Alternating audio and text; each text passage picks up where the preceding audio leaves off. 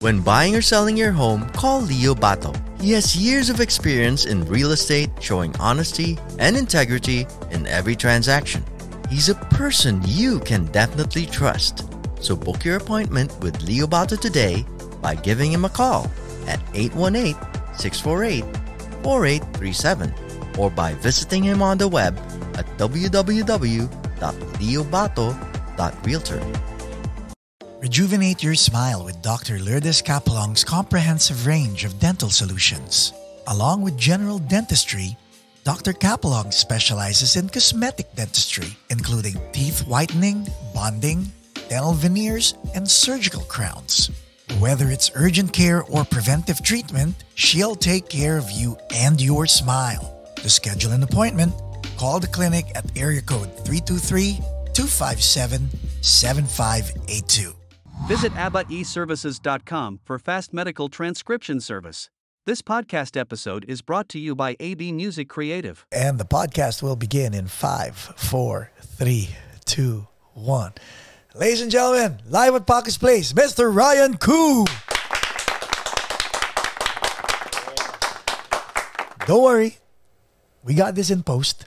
Okay. Everybody left. Oh, yeah. I listened to everyone's and everyone left when it was my turn. Such a bitch, no? Story of my life. Comedy. What made you go into comedy, Ryan? Comedy, long story short. I want the long story long. You want the long story long? Yeah. Okay. I used to be a high school choir teacher. And when the pandemic happened, everything was shut down. So we had to do everything on Zoom. And it just... Hold on. I couldn't get the high school choir teacher impression I know. out of my head. Okay, go. I know. So when the pandemic came... Yeah, when the pandemic came, I was a high school choir teacher, so we had to do everything on Zoom because everything was shut down. And it just burnt me out because instead of like conducting or actually being in the same room with people and singing, which is like the most fun part about choir, I had to start making like these things called virtual choir videos, which means I had like maybe 150 students.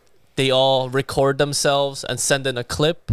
I edit all of that and then sync everything. And then they record themselves video. And then they send me that, and then I sync everything, and I added like cool editing features. So I was pretty much teaching 8 hours a day, and then afterwards for like 10 hours, I was just editing, and it just burnt me out. As opposed to when everything was face to face. After 8 hours, face to face. You were done. Well, yeah, but it also when it was in person, it didn't even feel like work. Yeah, because I loved doing it. Yes. I loved being with those kids and making music with them, and it was just fun. But for 2 years, I couldn't do the thing that made me want to become a choir teacher, so it just burnt me out. And during that time, I was doing a lot of acting classes and improv classes, and I really enjoyed it.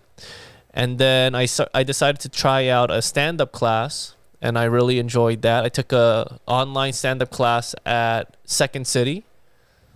And what was the first? I don't know. That's a good question. Okay, anyway. But after that, I just kept doing it because I also do some acting. But in acting, most of it is you're waiting or getting rejected. But stand-up, you can just do it anytime you want. Like right now, you could just, in like 5 minutes, I can go to a open mic place and just do stand-up. So I loved how accessible and fast it was. So I just kept on doing it. And then I found some success, and that made me want to just do it a little bit more and more, because it seems like I'm finding most success in that area. And so I'm just sticking in that lane. Yeah. Let's start with improv. Why did you even think of taking improv classes? What was the challenge? What compelled you? Oh, well, during that time, I also have like a little like a recording studio at home. So I thought I'd try voice acting because I thought it might be a good side hustle. And then listening to like voice acting podcasts, they say you should take improv classes because it will help with What like do you voices. what do you learn? In improv? Yeah. You learn to listen. You learn to, I think, be in the moment, think on the spot. And for me, I learned that you can't be funny all the time. Sometimes it's not going to go well. And sometimes it's going to go amazing. But it's always going to be hit or miss. It's never going to be like, if I do this and this, I'll always be funny. You know, it's always, there's so many factors that play into like your partner, your suggestion. If you misheard your partner, if your partner misheard you, Or you the audience, or do they incorporate the audience during improv classes? Usually, no. Like they don't tell you that you might be doing this. You might be doing improv in front of an audience. You got to listen to them too. None of those. No, not too much. Yeah, I mean the audience will give a suggestion for a scene or something at the beginning, but not a lot of like. You don't really talk to the audience. At least not from the classes I've taken. Yeah. Now, stand-up comedy. What made you take that class aside from improv? I was getting bored of improv classes, but I still wanted to take a class because I was just at home doing nothing. So I just wanted to take classes so I'm not bored. So I'm like, oh, why don't I try taking a stand-up class? And what was your impression when you took a stand-up class? Honestly, I enjoyed it. I enjoyed it. A lot of people are scared when they do stand-up for the first time. But funny thing is, I was kind of doing stand-up since I was like 12 years old. You just didn't know it, or you knew? I just didn't know it. Because I was always in charge of trying to recruit people or I was always put into positions where I had to go into a room full of strangers and break the ice, pitch them something. Like, for example, in college, I was in charge of recruiting people for my choir program. Right. So I would have to go to like these random college classrooms and try to convince them to join choir. But no one cares about choir. So I wrote down what I was going to say, but try to make it as funny as possible. Which is pretty much stand-up. You know, you're making people that you never met before laugh. So when I took a stand-up class, I'm like, oh, I've done this a lot. I just don't have to talk about choir anymore. Now, when you took stand-up comedy class, sis, I only took one class. One class. Did they teach you how to write? Yeah.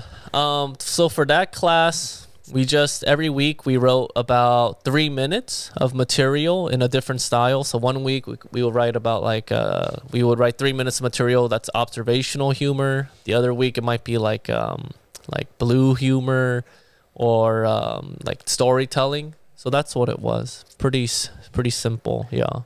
Okay. So finally, you did improv, you did stand-up class, you had them both. You're not doing choir. You're not teaching choir, high school choir. What compelled you to actually go in front of an audience? When did you feel it was time to, let me test drive this newfound for stand-up? Well, my first open mic, I had my first couple open mics. It was all on Zoom because everything was still shut down. It was you don't know laughing really. People gave the clapping emoji, and I got 0 of them. What compelled you to do it again? I was bored. Honestly, I was bored. There was nothing. I always like to do something. Sorry. Oh, it's okay. I always like to do something, so I had nothing to do. So I kept doing it. And honestly, I always found humor in bombing too. I think that's funny. I have a very self-deprecating sense of humor, so it didn't bother me as much. I kind of enjoyed it. Like a sicko. Let's go back to choir, Okay. high school choir teacher. What was the dream? Was it really to be a high school choir teacher? The dream was to become a college choir professor, but most college choir professors start off by teaching high school for a couple of years. So you really like singing? I like singing, and I actually wanted to be a singer. I wanted to be a K-pop singer, but I wasn't good enough to be a K-pop singer. I auditioned a lot, Never got a call Wait, back. explain. What contributes to being a good K-pop singer? Well, most of it is like I think dancing is a little bit more important. Can you dance? No, Oh, okay. that was a big problem, and I wasn't that good of a singer either. So if you're a bad dancer, you have to be like a better singer, Right. or you have to be like crazy good looking, you know. So I mean, I am crazy good looking, but I'm not a good Dancing, dancer. yeah. I'm just a crazy bad dancer. Just kidding. But So no K-pop there. no K-pop didn't work out.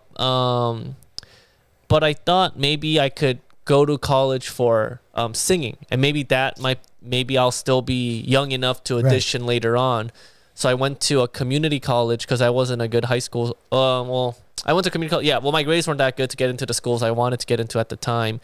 And in that community college, it was they have a really good choir program. Right. And that's when I went to that community college for 4 years, so a long time. Where was this? Which community college? Mount San Antonio College in Okay. Walnut. They have a really good choir program, and slowly over the years, I'm like, oh, I actually think this is pretty cool. And that's when I decided I think I would be happy being a college choir teacher. Patience with high schoolers. How's your patience? I think I'm a very patient person, but the school I was at, lovely kids for sure. But some kids, it almost is a disservice to them if you are patient. Because they don't respond to that. I get so I would still respond in love even if I wasn't being patient with them. Right. But not because I couldn't control my anger, but more because this is how I know what will make them respond the best. Correct. Yeah, that's what I know will motivate them the best. Because some students, well, especially the school I went to, it wasn't like crazy rich kids. Yeah. It was a private Catholic school, but there was a good mix, and I liked that. And growing up, I wasn't a rich kid. I would say I was like maybe lower middle class. So even for me, I always responded better to teachers who were kind of like exactly. Yeah. So even though my natural personality is very patient, very laid back. yeah, with those students, I quickly realized I had to be a little bit more strict, maybe, or a little bit more intense, or they will never listen to me. So now, is the dream to become an actor, stand-up comic, or are you still going back to college, choir professor? Yeah, I mean, I wouldn't say being a choir college professor is completely off the table, because I have like 2 masters for it. By the time I decided to do acting and stand-up, I pretty much had 2 masters because I was 100% sure I was going to be a college choir professor. So I think there's still a chance, but very unlikely. Yeah. Let's talk about choir. What about it? Do I like Do it? you like or love? What challenges you being a choir professor, a teacher? What makes me want to be a choir teacher? Yeah. When, like, I remember when I had choir in high school. My voice is baritone, and Yeah. I really don't sing. And it was a challenge for my teacher to actually get me to stay in my lane and sing my part right. Right. Like you as the teacher, what makes you come to work every day to actually do it, especially if you have kids like me in class? Then that's when I say, I go to the principal, I say I can't work here. I can't teach Paco. No. Honestly, I think for me, I still remember the moment where I said I want to be a choir professor, because I was watching the concert, the first concert I ever saw Mount Sac chamber singers do. That's like their top group, and it was just such a powerful performance. And I thought that if I could do something like that, where making people feel that moved from a performance, I would feel very fulfilled. And Wow. that's kind of it. And then also, to have other to like kind of lead people to experience that or be the reason for making people feel that. I was gonna say, yeah. because while you were looking at the performance, could it be that in your head you were looking at the person responsible for delivering that performance or for making that performance well happen, definitely, right? yeah, because I think the director or the conductor, yeah, he's in charge of the repertoire, the rehearsals, putting together the program, and making people feel inspired to sing with heart and emotion. That's not easy, you know. Yeah, I think you need personality, you need discipline, you need work ethic, charisma, leadership to be a really, really good choir director. So I also thought it was a very like challenging profession, and to do it well, really well. So I also like that too. So when you told your parents you wanted to be a choir professor, what did they say?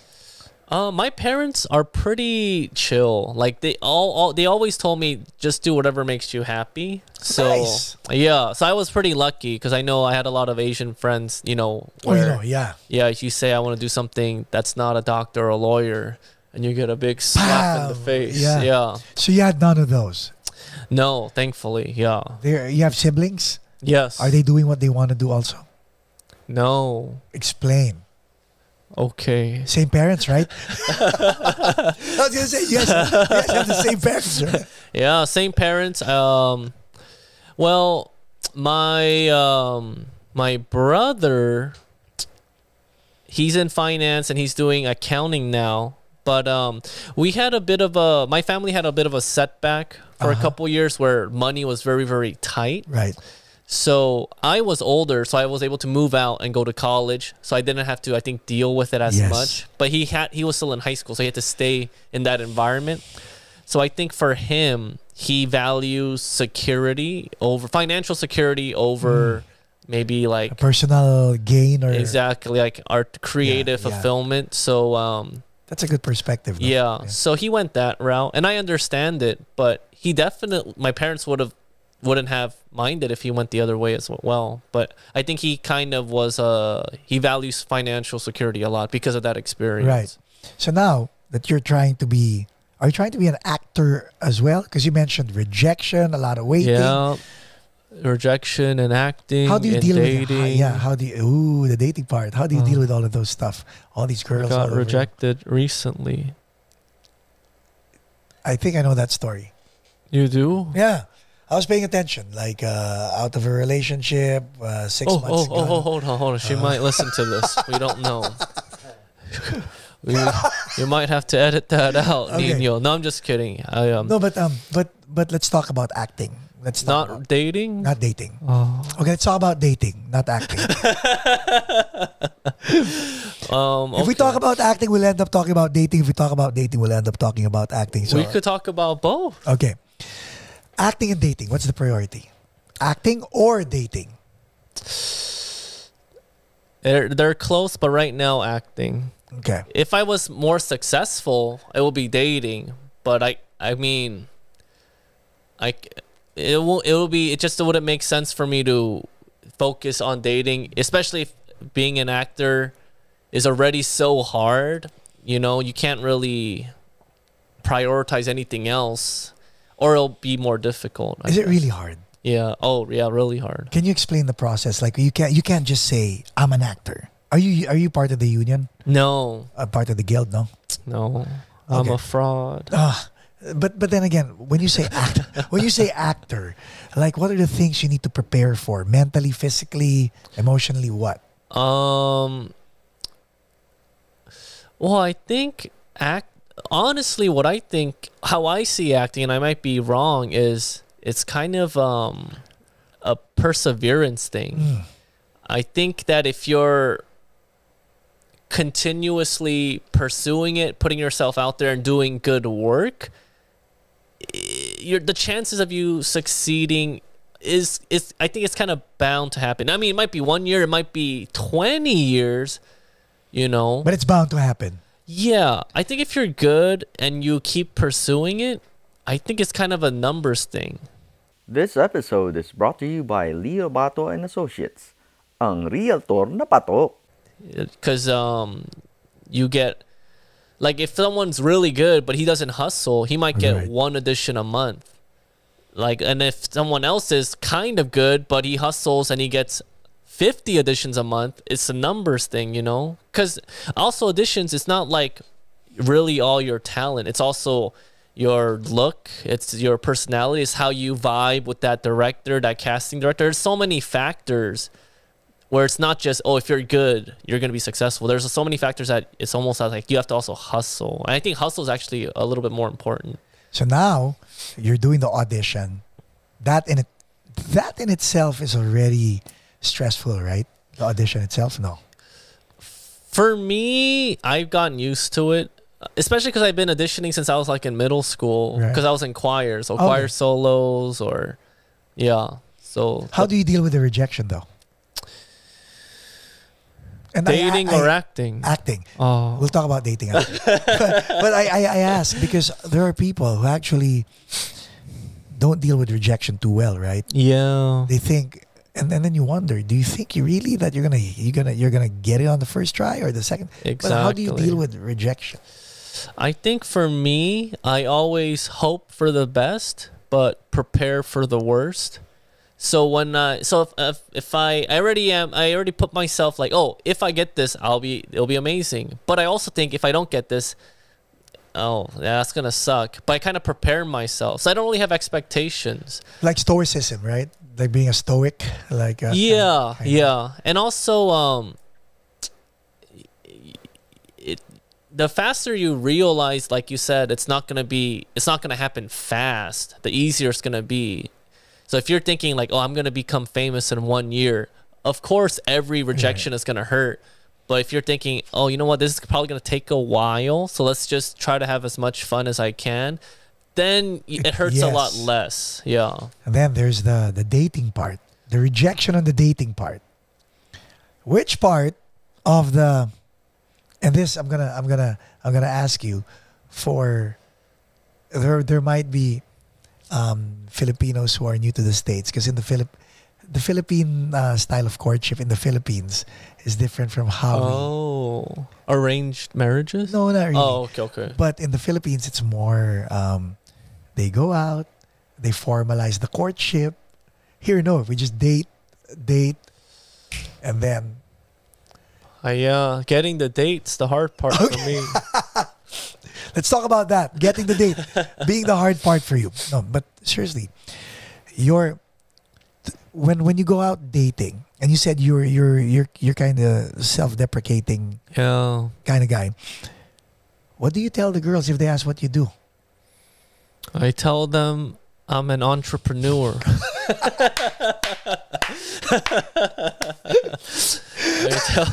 I tell them I'm a freelance entrepreneur. No, I'm honest. I'm always honest. I'm honest, and I'm also very indecisive. Not because I can't be decisive, but because I am just, I think that you're laid being back. indecisive right now. I'm indecisive. Not because but because I'm I am a decisive person, but when a girl says like, what do you want to eat, or when a girl says like, what should we do, I'm fine with anything, you know. But don't you realize that's your in? What do you want to do? I know, that's the problem. But so my natural personality is just not what girls like. Really? So, but it also, if I fake it, I feel kind of like, oh, well, I'm not being me. So what if in like 5 years I'm like, oh, I don't want to be decisive, and then she's like, what happened? You know? So it's hard. I just have a I'm naturally unlikable by women. Bullshit. It's true. Nino knows. So, when was the last time you were out on a date? A date as in like a one-on-one, let's meet, or a date as in like, let's go on a date? Like one-on-one, let's go on a date. Like Sunday. Girlfriend or dating? Well, it was just a friend. I was hoping we would date. So But she said no. define that for me. Like for people who don't understand the definition of dating and having a girlfriend, what are the differences?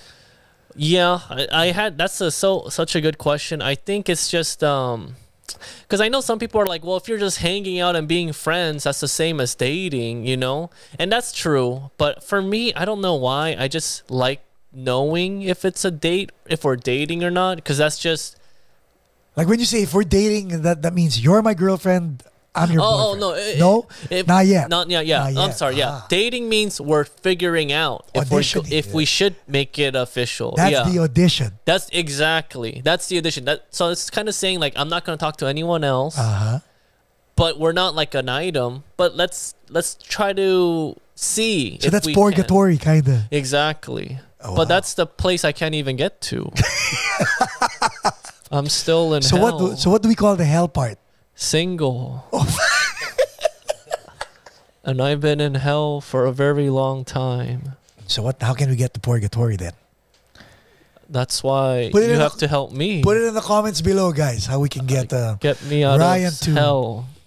Out of hell and into purgatory.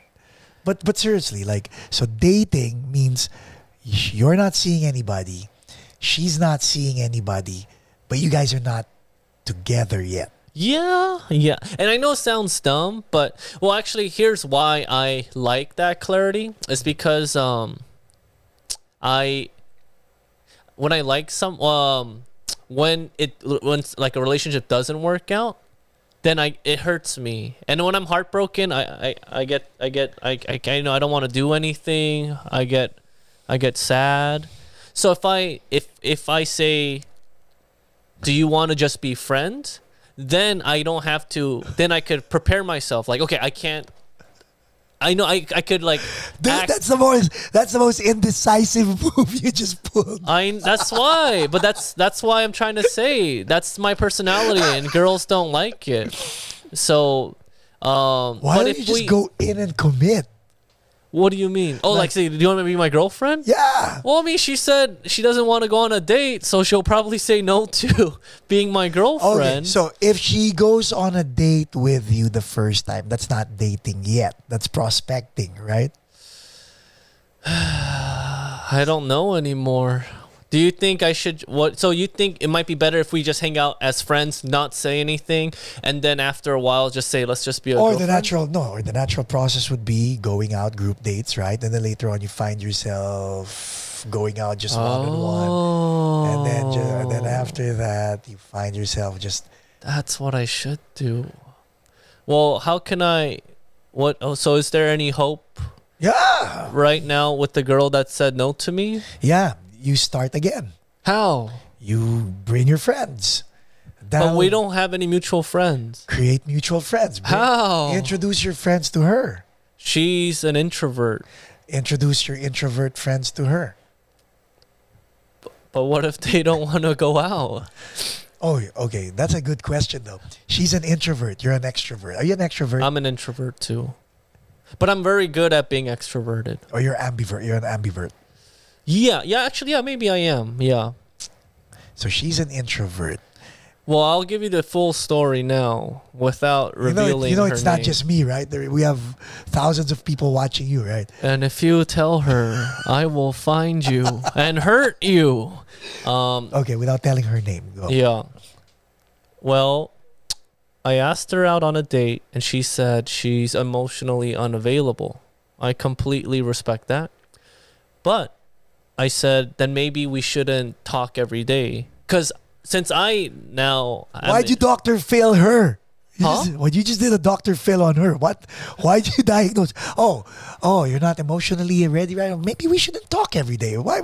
Well, because because then what if I like her? And then that's going to put her in a more awkward situation. That's for her to decide. No?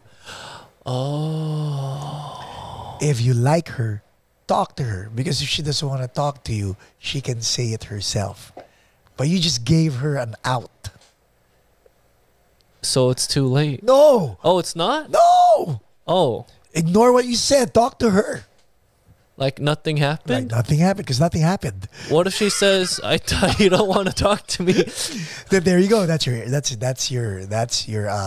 if we parallel that with acting, that's them saying, sorry, you didn't get the part. Or what if she says, well, she's gonna still talk to me, but what if she says, why are you suddenly talking to me again? What's my reasoning? I love talking to you.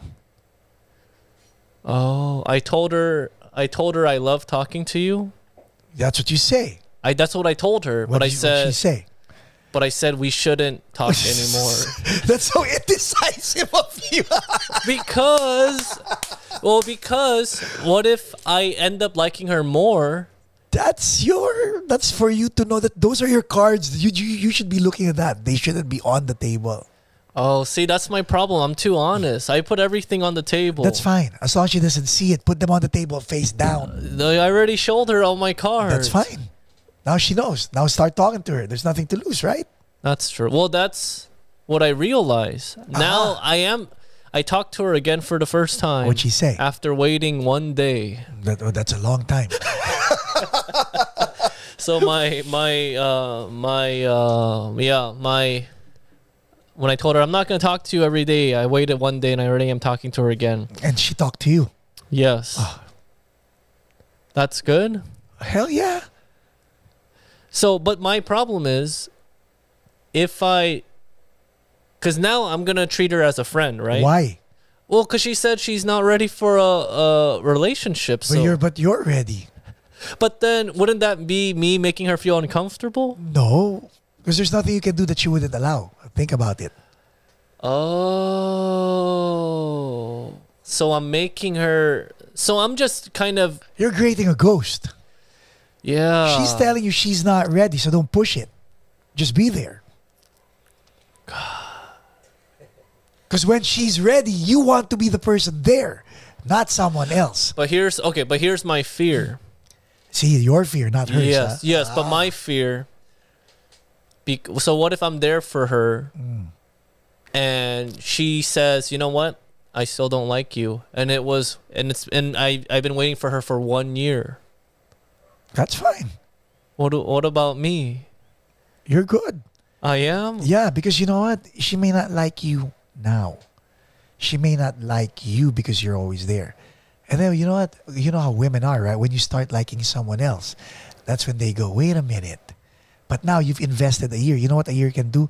A year can show her who you really are. A year can show you who she really is. What if she sees me who I am and she likes me less? In a year? Not bad. could have taken a mother. It took her a year to figure it out. Not bad, man. That's okay. So I'm being too much of a nice guy. Yeah. And nice guys finish what? Finish first. Last. Oh. You gotta be abrasive. A little bit abrasive. That's what I'm saying. It's not my personality. No, it's not. It doesn't have to be your personality. But then again, when I say being abrasive, like you're self-deprecating, right? Being self-deprecating is a good thing because that means you're putting your guard down. You don't need to impress. You're not impressing. But at the same time, what's killing you is your indecisiveness. Because you can be self-deprecating, but when you say, you know, we're going to In and Out, and I'm ordering number 2, animal style, and that's it. And then you can't say last minute if the guy on the intercom says, "Are you sure?" Yeah, that's right. No, I'm not sure. Oh. You can't say that. Oh. So I guess what is it? Well, you should start calling her. Calling her? You should start asking her out. Like benign dates, like probably get a burger. Don't say Netflix. Nothing. Wait, but wouldn't she say no? That's her problem. Why are you saying no for her? No, I mean, she'll probably say no. Then say what you want to do. She says, I don't want to see you. Oh, okay. Tomorrow then. And then she'll say, I don't want to see you tomorrow either. Next week? Now we're getting somewhere, right? Now, you know what? You should thank her because she's not wasting your time. Oh. You want to get the no, you want to get all the no's out because all no's lead to a yes. You don't want the fake yes because the fake yes will just force her into And then once she's done with her nose, she can say, wow, this guy is relentless. I said no so many times and he's still here. Intriguing. She'll probably go out with you because she's intrigued.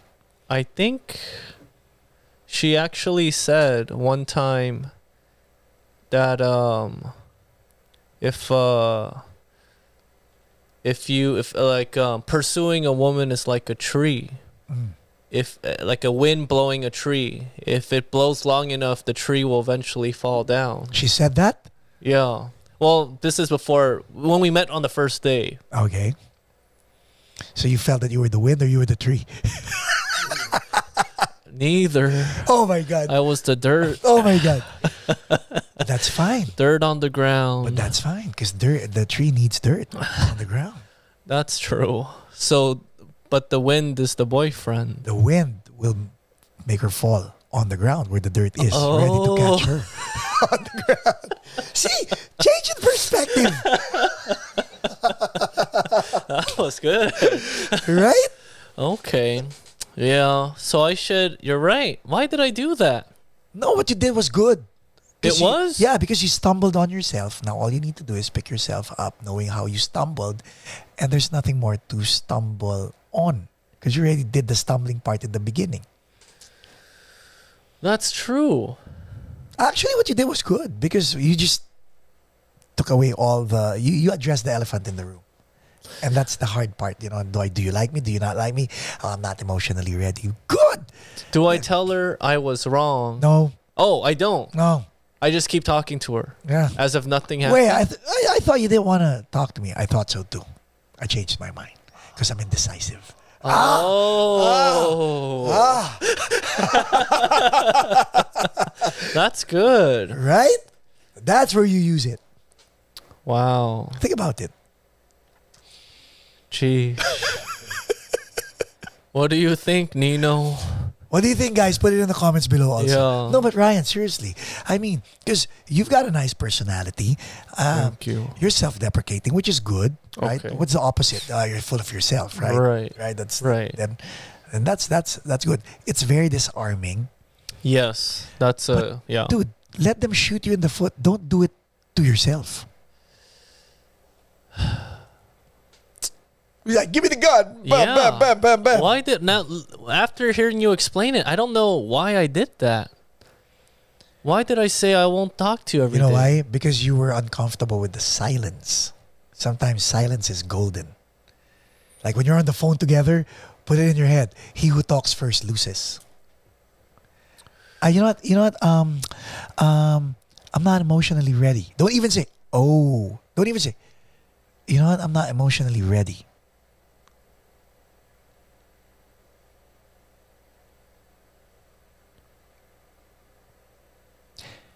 I mean, not really that emotionally ready, but I mean, woo! Darn it. I was just like, I'm not emotionally ready. Okay, I won't talk to you every day. Darn it. That silence, golden. That's your, ooh, keep talking, keep talking. I've made a huge mistake. Do we even want this on the podcast? Because if you're going to talk to her and she's watching it, she's like, aha! Well, like you said, Paco, I have nothing to lose. Nothing to lose. Because I already lost. No. Oh, I didn't? No. Oh, I thought How can you lose if you haven't really played the game? That sounds even worse. So I'm not even... You took yourself out, right? Oh. Go back in. And then remember, half of something is better than 100% of nothing. Emotionally not ready? That's fine. You're not ready to give me the 100%? That's fine. I'll just stay here. 50%. I'll take 50%. I'll take 20%. Because you know what? I'll stay here until someone comes along who's emotionally ready. And then maybe I can, hey girl, you know what?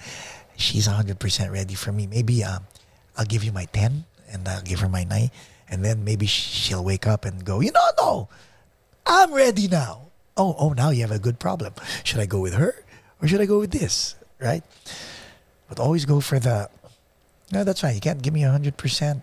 Okay, everything happens in the gray, not in the black, not in the white. That's my problem. I want everything to be black or white, but it can only be in the gray. Yeah. This episode is brought to you by Dr. Lourdes Capulong. So hopefully in 1 year I'll come back. No, come back. And she'll be sitting next to me. Maybe in 6 months or 3 months, or maybe we should do, you know what, maybe we should do this every month to see where Ryan is at. Yeah, you know what, for all we know, Ryan update. We don't know. That's true. You know what, maybe we should do this. Maybe everybody would want to see, where is Ryan Koo now? That's a good point. And maybe maybe our audience can give you their piece of advice. That's true. That's true. We're onto something, no?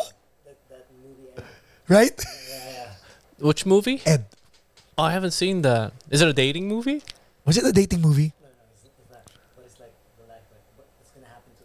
Yeah. Oh. Right? Because this is nice. Actually, I'm like, now I want to know. Yeah, well.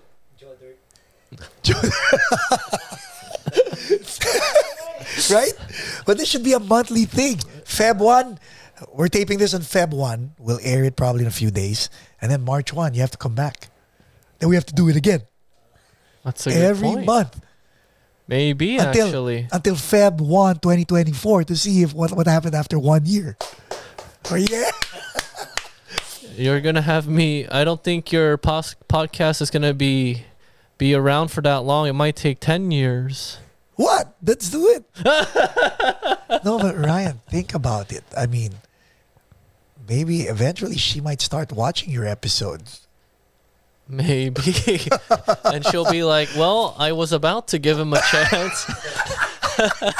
But he's crazy. Crazy's good. Yeah. What's up? Crazy or nice? Crazy. That's true. Yeah, so I was just being too nice. Or maybe pretending to be nice but really crazy. Yeah, I think so, actually. There you go. Well, thanks for having me, Paco. But seriously, you know, okay. So now that we talked about that acting and dating, is it similar, acting and dating? Like the rejection, the struggles, the obstacles? Acting and dating, is it similar? I would say acting is kind of like the first dates of dating, because you have, as soon as you walk into that room, you have to be first impressions. Charismatic, nice, funny, keep the conversation going. But I think that's about it. Yeah. Acting, I don't overthink. Dating, I overthink a lot. Maybe you should turn it around. How? Maybe you should overthink acting and put some subtext into the delivery of... That might actually help, yeah. And not think about dating so that you can't lose what you don't have, remember?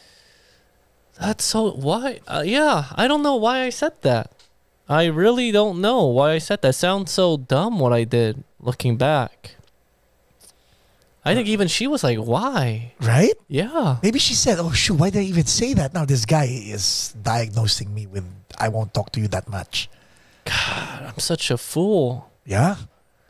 But you can change it. I don't know. Is there hope? Yeah. Do you know anyone who got out of this? Yeah. How? You forget about yesterday, you start today. Let your tomorrow be today. I think that was my conversation with Jules Cruz. That's true. It's tomorrow today. Mm-hmm. Every day you're given an opportunity to change the rest of your life, right? So do it now. After the podcast. That's true. Yeah. I am going to keep talking to her, Paco. Yeah. And I'll keep you updated. Yeah. March 1. Next taping date. March 1. I'll let you know. Well, March... Oh, no, I'll be around March 1, yeah. Yeah. But right? I mean, make it fun. Make it fun. I mean, don't overthink your dating activities. There will come a time you may want to date. It would not be possible anymore. So enjoy your dating years. That's true. That's true.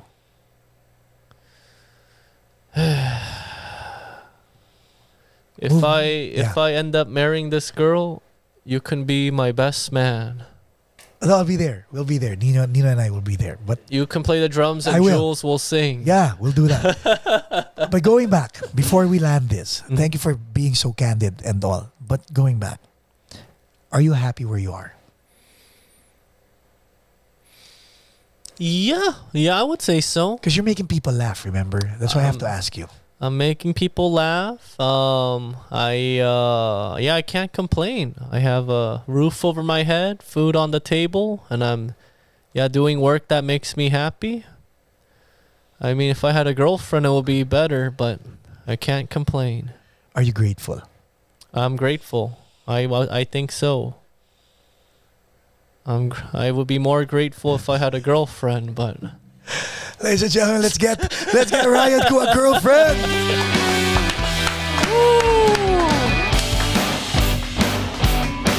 Ryan will be back. Dumb.